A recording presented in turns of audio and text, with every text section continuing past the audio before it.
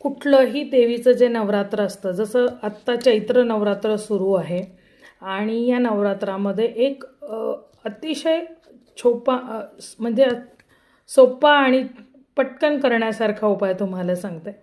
तुमचं आत्ताचं जे काही वय असेल, आता ज्यांना त्यांची जन्मतारीखच माहीत नाही त्यांच्यासाठी अवघड आहे, पण आता आधार कार्डवरती तुमची जी काही जन्मतारीख टाकलेली आहे ती धरा.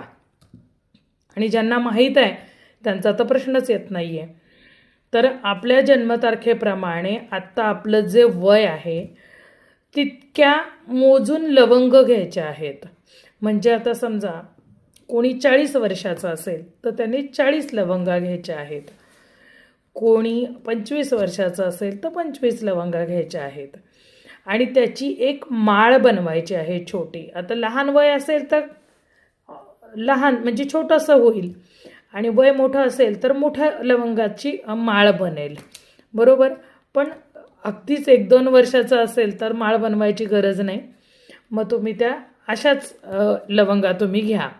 11 लवंगांच्या पासून पुढे जर असेल वय तर मग तुम्हाला माळ बनवायला काही हरकत नाही आहे. तर अशी माळ बनवायची आहे. आणि नवरात्री जी काही आहे तर बघा, देवीला नवरात्रीमध्ये रात्री फार आवडते. देवीच्या आवडीची गोष्ट आहे ती रात्री. म्हणून रात्रीमध्ये देवीची उपासना केली जाते, अनुष्ठान केले जाते, कारण की तिला स्वतःला रात्र फार आवडते, गुप्तता आवडते. देवीला कुठलीही गोष्ट ही गुप्त ठेवायला आवडते. त्यामुळे गुप्त उपासना देवीच्या दिल्या जातात आणि गुप्त उपासना केल्याही जातात.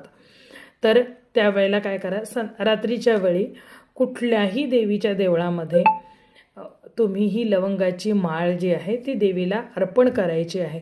जेवढं तुमचं वय आहे तितक्या मोजून लवंग घ्यायचे आहे आणि त्याची एक माळ बनवायची आहे आणि ती देवीला अर्पण करायची आहे. तुमची मनातली एखादी जर का इच्छा असेल तर ती तात्काळ पूर्ण होण्यासाठीचा हा अतिशय सोपा उपाय आहे. देवीला लवंग फार आवडते म्हणून तुम्ही हा उपाय करू शकता. आणि हा व्हिडिओ तुम्ही कुठल्या भागातून बघत आहात मला जरूर कळवा. कुंडली आणि त्याबद्दल सखोल मार्गदर्शन, तुमच्या वास्तूबद्दल आणि ज्योतिष म्हणजेच तुमच्या कुंडलीबद्दल संपूर्ण मार्गदर्शनासाठी तुम्ही संपर्क करू शकता. जय भवानी, जय जगदंबा.